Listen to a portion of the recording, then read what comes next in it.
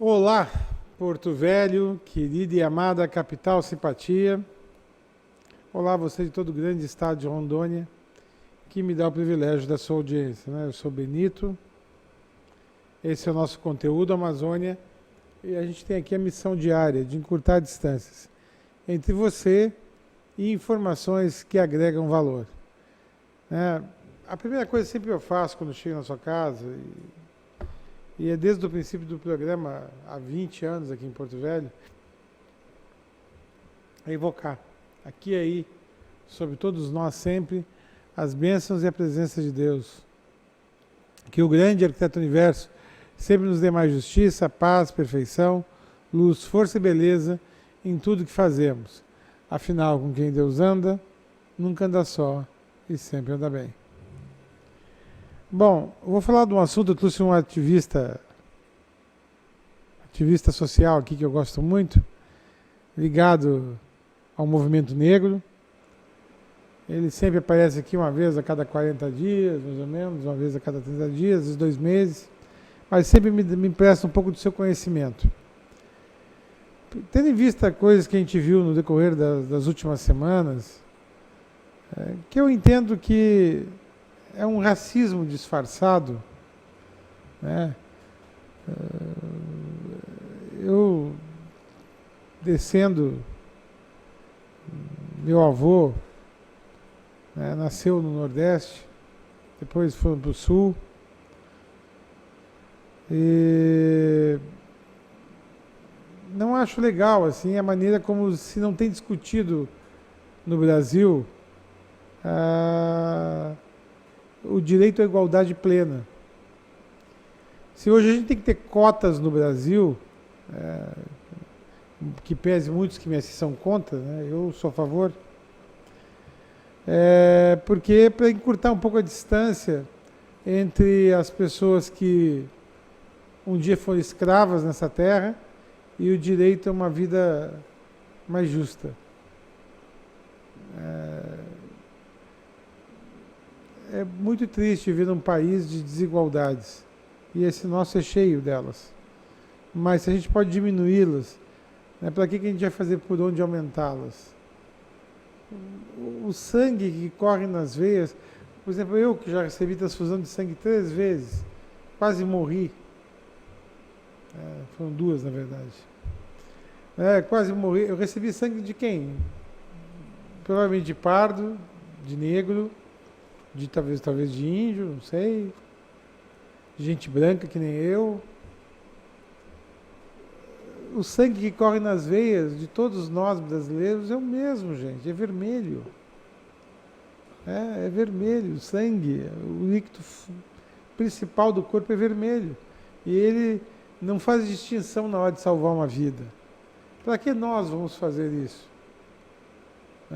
Achar que um povo é melhor ou pior porque mora numa determinada região ou porque descende de uma determinada raiz. Não é assim que a coisa funciona. Mas para tal, para debater comigo hoje, está aqui do meu lado o Orlando. Orlando? Vamos aí. Eu não sei quantos por cento de sangue que eu já recebi, assim, eu acho que por baixo eu devo ter recebido, nessas 2 transfusões, uns 5 litros de sangue, mais ou menos. Então, o sangue que eu nasci não é mais o que eu tenho. Então, sabe Deus se eu não já sou 70% negro. Está entendendo? Negro e índio. Negro e índio, né? Então, não sei, porque a gente não sabe, né? Então, hoje você é meu convidado, você está aqui hoje para falar desses assuntos, racismo. E a discussão que não se faz mais no Brasil atualmente sobre igualdade. Igualdade racial, igualdade de gênero. O Brasil parece que está querendo não discutir esses assuntos, embora existem correntes da sociedade que não se dão por vencidas e ficam empurrando a discussão. Mas a nível nacional não há uma política para isso. Tá aí, saúde, Orlando? Orlando, um imenso prazer tê-lo aqui em nosso programa mais uma vez. O nosso bate-papo é sempre muito agregador, né? Obrigado. Sempre um alerta à nossa população, aos nossos telespectadores. Acredito que esse assunto seja um dos mais debatidos nos últimos tempos, né? E e as pessoas que acompanham, que estudam, que buscam o conhecimento, sabem que nós temos uma dívida muito grande com essa população, né? E nada mais justo que se invistem realmente nessa igualdade que tanto, para nós militantes, que tanto procuramos, né? Eu acho que isso é justiça, isso é democracia, isso é simplesmente devolver aquilo que foi tirado em alguma época no nosso passado por um erro, e que esse erro seja corrigido no século XXI. Assim eu espero. Bom, eu vou só fazer mais um comentário, porque até por eu preparar para o professor que está aqui para participar da discussão de racismo comigo. Graças a Deus o professor veio aqui prestar o seu conhecimento, já está na partida para Roma para fazer um pós-doutorado. Eu só quero dizer que a importância de a gente dar aqui nesse programa as causas sociais, pelo menos enquanto eu estiver vivo, eu espero viver muito, apesar de eu não saber quanto tempo vou viver, né? Enquanto eu estiver aqui nesse programa, a gente vai se importar com os excluídos, com as minorias, porque elas compõem o todo da nação brasileira. Isso aí, que fique bem claro. Eu vou chamar a vinheta, na volta a gente já vai estar aqui junto, tá bom? Por favor, Eudes, vinheta.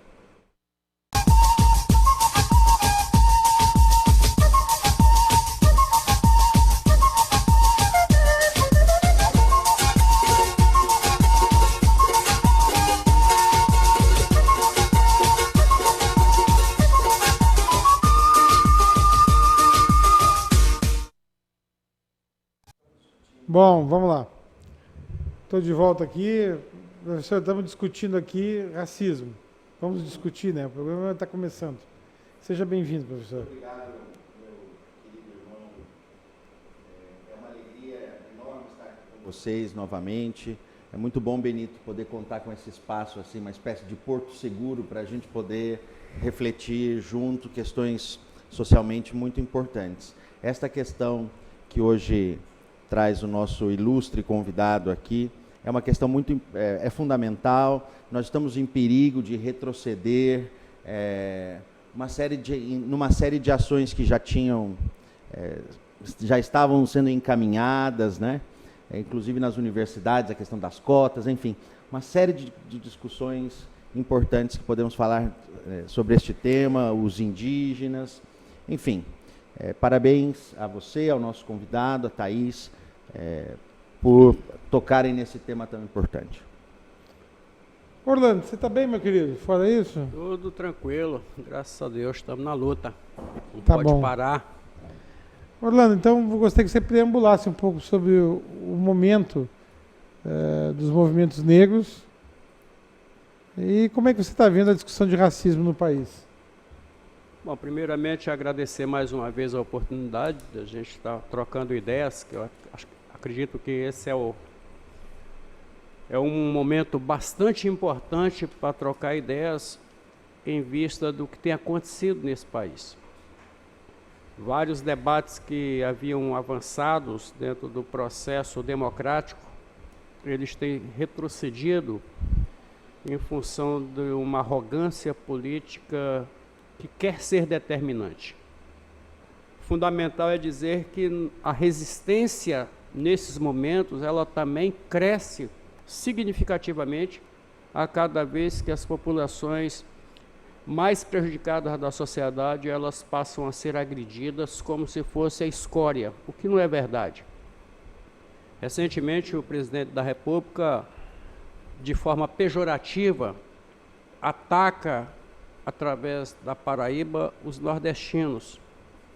É fundamental entender que a mão de obra que construiu esse país, ou ela é do regime escravocrata, que o Brasil teve mais de 400 anos de escravidão. Essa mão de obra, a construção desse país foi feita por mão de obra negra, nos seus grandes ciclos econômicos, e mais recentemente, essa migração da população nordestina que construiu São Paulo, construiu Rio de Janeiro, e é tratada de forma pejorativa pela autoridade máxima do país. Então não é uma simples piada, é a reprodução de um discurso discriminatório, e a discriminação, ela tem motivações econômicas bastante graves. Ela justifica, por exemplo, que uma mão de obra do nordestino fique mais barata do que a de uma pessoa do sul, do sudeste. Ela justifica a superexploração da violência policial, porque é um paraíba, é mais um nordestino, é mais um deixado pela natureza, em tese, o que não é verdade. Então, nós temos que combater efetivamente esse tipo de discurso pela autoridade máxima, em face de que a reprodução disso na cadeia social, ela é muito grave. Ela justifica, por exemplo, que ao discriminar um nordestino, eu estou só reproduzindo o que o presidente falou. Isso parece pouco, mas isso na cabeça de um jovem, na cabeça de uma criança que não tem esse entendimento. E um dos grandes combates do movimento negro, dos movimentos antidiscriminação em todas as áreas, é exatamente combater esse discurso da piada. A piada, ela efetivamente, ela reproduz um discurso que gera violência, que gera discriminação na área econômica, que gera discriminação na localização geográfica da pessoa, que em Porto Velho, por exemplo, tem um discurso hoje muito forte em relação à Zona Leste e em relação ao Orgulho do Madeira. O Orgulho do Madeira é composto de trabalhadores e trabalhadoras que passaram por todo um processo para poder adquirir ali o apartamento. Se tem uma parte daquela população que pode cometer delito, tem no centro da cidade. Agora, a violência do discurso policial, da informação policial que sufoca aquele bairro, desvaloriza aquelas famílias, desvaloriza os seus imóveis, desvaloriza a relação dos seus filhos quando vão procurar trabalho, porque ao procurar trabalho, onde é que você mora? Eu moro no Orgulho do Madeira. Você é discriminado de forma sutil. Esse discurso nós não podemos agregar a ele. O cidadão que está morando lá num condomínio desse, ele está morando por necessidade. Aquilo é um empreendimento feito para a população mais pobre. Quem tem mais dinheiro está morando no Alphaville. Então, esse discurso, nós precisamos combater ele diuturnamente. Eu me lembro que, uma época, a população do bairro Mucambo, tinha alguns jornalistas que faziam esse tipo de intervenção policialesca, barata, mesquinha, esculhambando o bairro do Mucambo, e a população se organizou, na década de 90, eu tive a oportunidade de acompanhar, e colocou para correr aquele jornalista que só ia para lá para falar mal. Uma população tão tradicional que ajudou a construir Porto Velho, porque o jornalista policial achava que tinha que esculhambar todo mundo ali. Se tinha uma porcentagem que cometia delito, tem uma porcentagem que comete delito no CPA, tem uma porcentagem que comete delito no Congresso Nacional, tem uma porcentagem que comete delito no Alphaville. E quem diz isso são as autoridades policiais, que de vez em quando fazem as grandes operações, só pegam em condomínio de luxo. E nem por isso o condomínio de luxo, aquelas populações todas, elas podem ser desmoralizadas por fatos isolados. Então, acho que esse discurso que tem sido reproduzido pelas autoridades no Brasil, nós precisamos combater ele diuturnamente, porque ele não agrega uma relação democrática, ela não agrega uma relação de que nós vivemos em um país onde as diferenças têm que ser respeitadas. Nós precisamos apregoar isso para os filhos, para os nossos netos, para os nossos vizinhos. A diversidade desse país é a coisa mais rica que nós temos. É a coisa mais rica. Quando a gente recebe, por exemplo, as populações do Japão que vinham fugindo da Segunda Guerra Mundial para construir, ajudar a construir o país, ajudar a construir a lavoura, ajudar a construir o bairro da Liberdade em São Paulo. As populações negras que vieram trazidas na marra no regime escravocrata, que é muito pior. As populações que vieram da Alemanha e da Itália lá para o sul e sudeste do país, que vieram ajudar a construir. Nós não podemos entender que esse país não é de uma diversidade. As populações indígenas que ajudaram a consolidar essas populações dentro da Amazônia, nós não podemos agora dizer o índio é preguiçoso porque isso é um discurso discriminatório. O índio tem o seu modo de viver que não é capitalista. O índio não tem necessidade nenhuma de ter terra para plantar gado. Porque aqui em Rondônia, nós temos visto um discurso que tudo que gira em torno da economia de Rondônia é agronegócio, o que é uma mentira, ou a soja. Não pode ser verdade, porque as populações que plantam café no interior de Rondônia são as famílias, né? São grupos familiares e não fazer a destruição, por exemplo, das florestas para plantar gado. Então, nós temos que discutir. Tecnologia não é só tecnologia no agronegócio. Quando a gente vê qualquer discussão nas feiras agrológicas aqui, agrotécnicas, parece que o único local onde tem tecnologia, o IFRO, Rondônia, é hoje um dos locais que mais pede patente no país. Isso é fundamental para entender que tem tecnologia aqui em Rondônia que não é só do agronegócio, mas não tem visibilidade exatamente porque a discriminação a esses grupos sociais. O presidente da República esteve recentemente em Rondônia com um grupo de exploradores de madeira fazendo um discurso de que pode derrubar tudo, que isso é que desenvolve o país. Isso é um absurdo. Se a gente estivesse agregando valor, por exemplo, sem essa discriminação embutida, no que a gente tem da flora para poder produzir para a indústria fármaco, para a indústria cosmética, dava muito mais dinheiro do que plantar gado. Eu vou liberar para cada um de vocês fazer comentário, tá? E aí depois eu vou chamar o intervalo. Professor, você primeiro. Muito bem, doutor Orlando. Sua fala toca pontos fundamentais aí desse problema, né?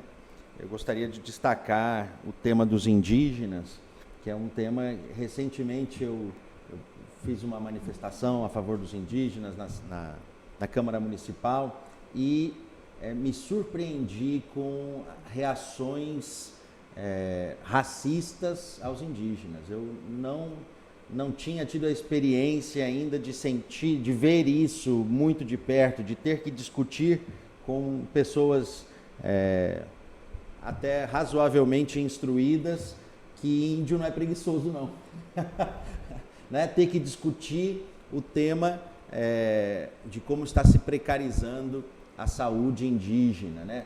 Nós acompanhamos recentemente aí toda essa discussão de que, índio, se quiser saúde, que venha para a cidade e pegue fila no postinho, né? Sem compreender toda a história envolvida nisso, né? E como os povos indígenas, eles sim foram vítimas e ainda são vítimas da exploração de pessoas que chegam nas suas terras e transformam a sua realidade. Então eu vejo com muita preocupação esse retrocesso no processo civilizatório que nós estamos tendo no Brasil, né? Com relação aos indígenas, com relação aos negros, o senhor falou muito bem, né? Tivemos mais de 400 anos de escravidão.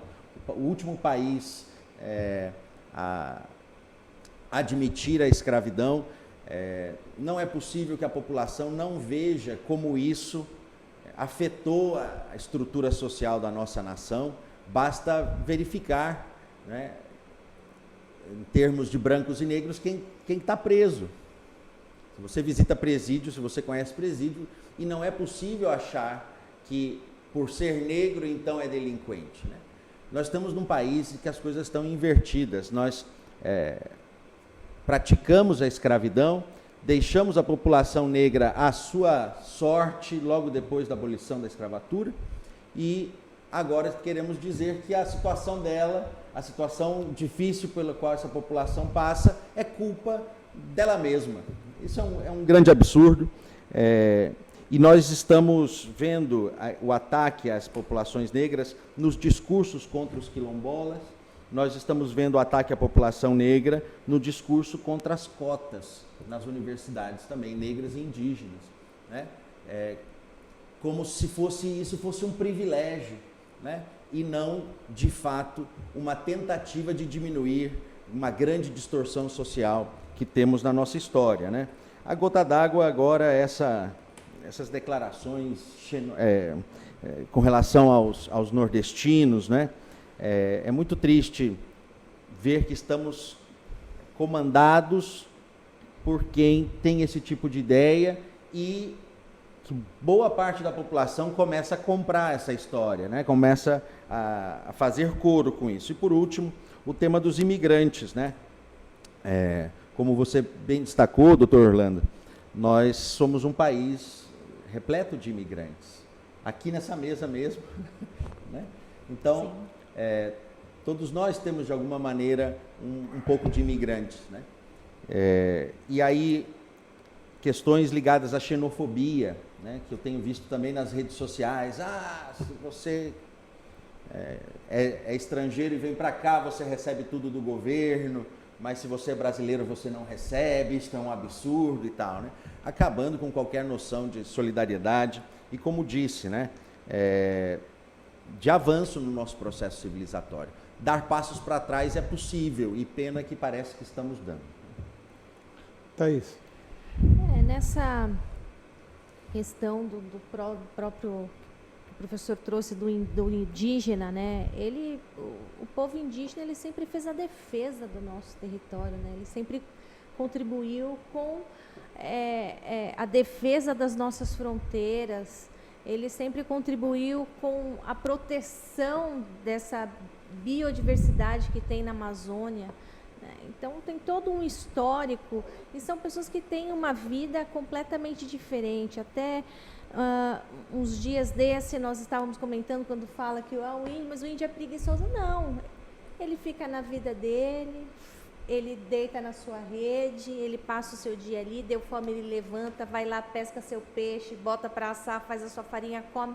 Então, assim, ele faz o necessário para sobreviver, para cuidar da sua família. É um ritmo de vida diferente. Nós escolhemos a vida escrava, vamos assim dizer, né? De ter que trabalhar, ter horário para entrar, horário para sair, e aí corre com o filho para cá, nós buscamos esses atropelos nas nossas vidas. Não, ele tem uma vida diferente, uma vida dele, e precisamos respeitar isso, né?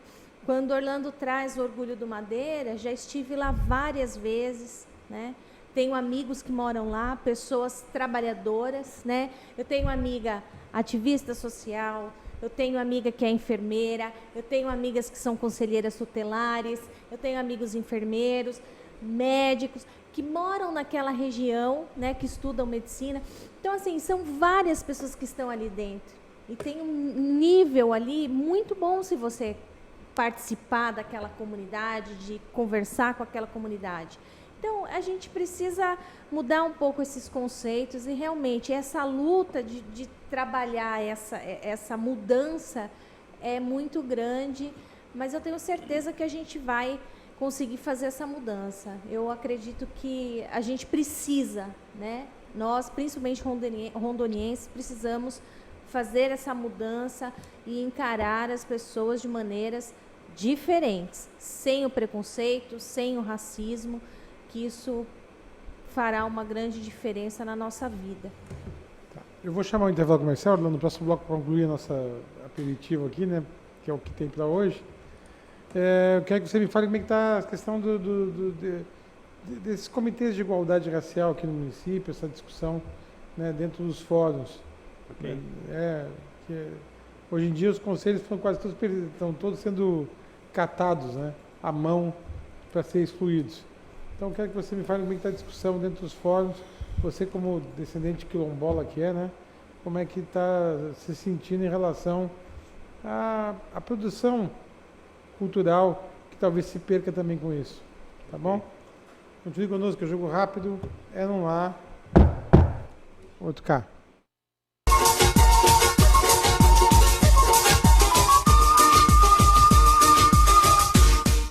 Você precisa cuidar da sua saúde.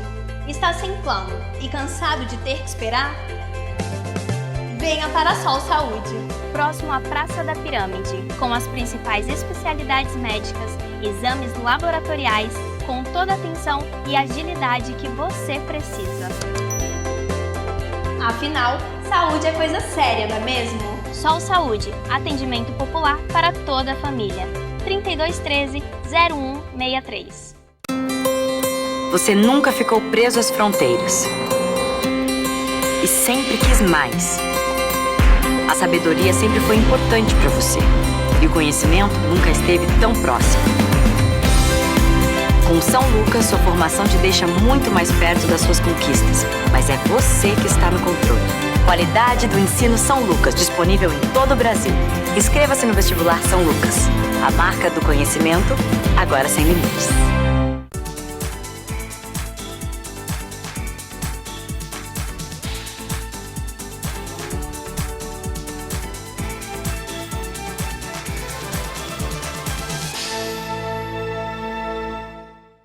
Este recado é para você que sofre com miopia, astigmatismo, hipermetropia, presbiopia e que quer se livrar de vez dos óculos. Venha para o Hospital de Olhos Veloso. Aqui você vai encontrar a tecnologia e a credibilidade que procura. Diagnóstico e tratamento para todas as áreas da oftalmologia. E com a cirurgia refrativa laser, seu tratamento pode ser feito em minutos e de forma personalizada. Livre-se dos óculos. Hospital de Olhos Veloso.